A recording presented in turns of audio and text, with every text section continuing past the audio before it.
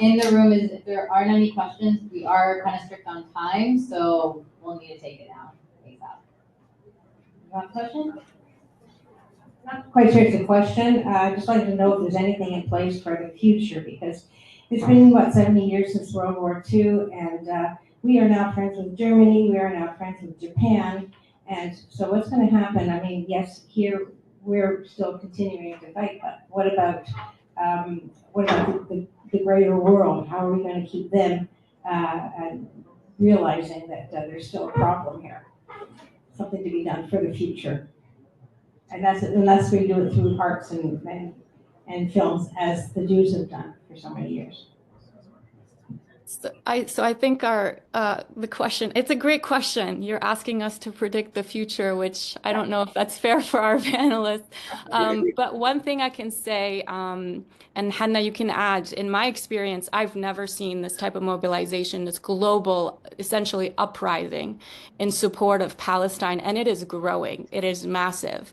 My students, even the younger generations, they're making these connections. They're making these broad global struggles, and they're realizing how Palestine is centered in it. So just to give you a quick example before I pass it on, so in boycotting, for example, an organization, corporation that is complicit in genocide, the youth movement are recognizing this is also an anti-capitalist practice. So they're also recognizing that this small action of boycott is also kind of responding to labor exploitation. It's also responding to resource exploitation. So that's kind of what I'm noticing, and that's what I'm hoping will continue to grow. But of course, our panelists are more engaged in this. Yeah, I think, the future is bright. I think the downfall of the US is coming. I mean, they wasted $24 billion on this, what's happening in Gaza.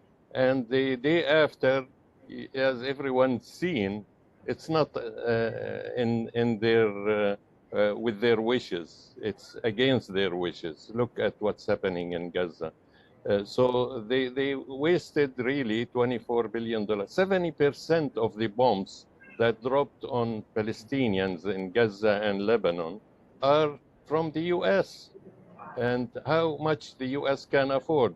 The attack on Yemen costed them $5 billion. They're going to go bankrupt soon. They're already in debt anyway. So they are, and Zionism without the US, they wouldn't have lasted for 1 week without the US and NATO and Western support, including the Canadian support. They supported them with all sorts of things, with military, with intelligence, with everything. But their downfall is coming. The US and its allies are not going to last too long. They're going to go bankrupt over Israel. And that's what Trump realized. He doesn't like the Palestinian people that much. Look, he's sending them the 2000 bomb again. He's asking the Palestinian people to leave their country. I mean, he's not on our side like some people think, but he's concerned how much the Israel will deplete the American economy. They already depleted it. And, while China and Russia are sitting on the sideline and cheering for the Americans, go ahead, be our guest, if you want to destroy yourself. So again, I'll say, and I'm very optimistic, the downfall of Zionism and US imperialism. It's important to link our struggle to worldwide anti-imperialist struggle. It is very important. And, if we do that, we're going to not serve our people, the Palestinian people and the Arab people and the Muslim people, but we're going to serve the people of the world, because the end of US imperialism is the end of exploitation and domination of other nations. Thank you, Hanna. Bram, I also want to give Bana and Karen a comment before we let Toronto go. So if you don't mind just keeping it brief. No problem. I just want to say that how long will the struggle be? Will we win? Again, those are conditions. I've come to the realization that my 10-year-old child or 8-year-old son, I have two, may need to take over the baton of solidarity. And so be it, because we will not tire. The Palestinians must know, regardless of how far the finish line is, and no matter how long the race and the run, and no matter how difficult, and no matter how the odds may look against or for the Palestinian, we're not going to tire. We won't tire. And if it doesn't happen in our lifetimes, we'll hand over the baton. But we, of course, want it to be. And it's important for us to have this analysis of, Trump and his term. Trump, obviously threatens to divide the Western bloc that was giving a blank check to Israel. Trump is not going to hold together with these Western leaders, so maybe that'll help and so on. But regardless, we're in it for a marathon if needs to be, an ultra marathon if needs to be, or a race that goes on as a relay through generations if needs be. But the people of Palestine need us, and for so long as they need us, especially when it's difficult, especially when it looks like the finish line is far, we need to step up and continue. Thanks. Thank you. Bana and Karen, just a few comments on that before we let Toronto go. I just want to say just one last comment is that, people in solidarity is, we haven't done even anything at all. And there's generally just both feelings of hope, but also demoralization. It's very difficult to keep yourself afloat because of that. I think it's important that people also stick with each other, that you're not really carrying this alone. So join movements, join groups. Do not just kind of, feel like, you have to do everything on your own. Just see what you can do, as small as it can, you think it will be or is, it's going to be very important for us. Palestinians, that spoke to us, from Gaza, they appreciated even like when people donated €5 or $5. They appreciated when people shared their story.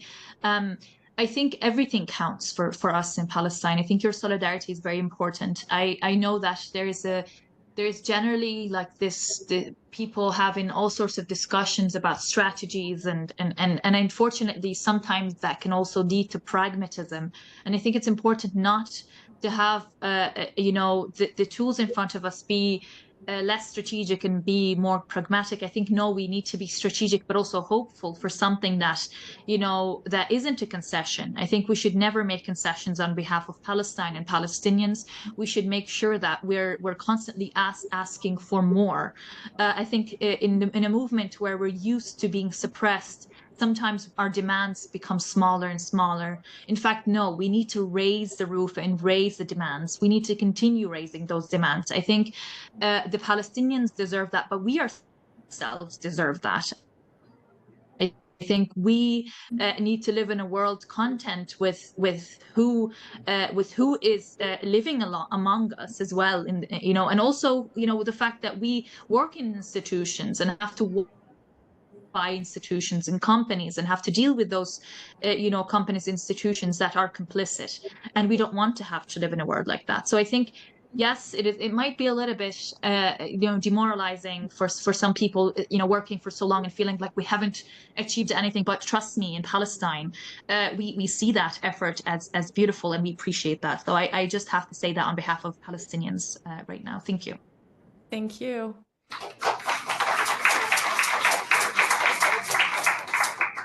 Karen, any final thoughts before we let Toronto go? Just to say thank you so much to the organizers, Camille and others in Toronto, and the group in Toronto for joining in this way, in a hybrid way, and with those that are online. And just to mention that it has been live streamed, so it is on the Just Peace Advocates YouTube, and we will get links and information that was shared in the chat out to people. So that will be posted on the Canadian BDS Coalition and International Allies website, and probably on Just Peace Advocates as well websites. So for those in Toronto who may not have been able to get the links or the resources, and others online will get all of that out. So thank you so much. And certainly it is a critical moment, very critical moment. And so it's really good that we've been able, really important that we've been able to have this hybrid session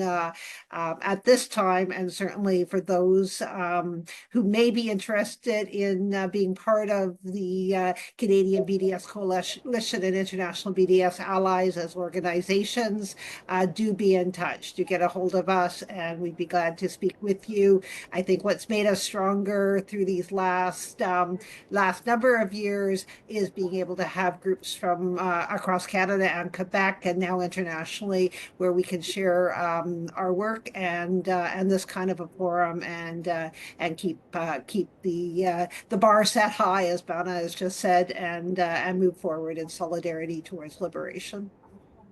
Thank you so much.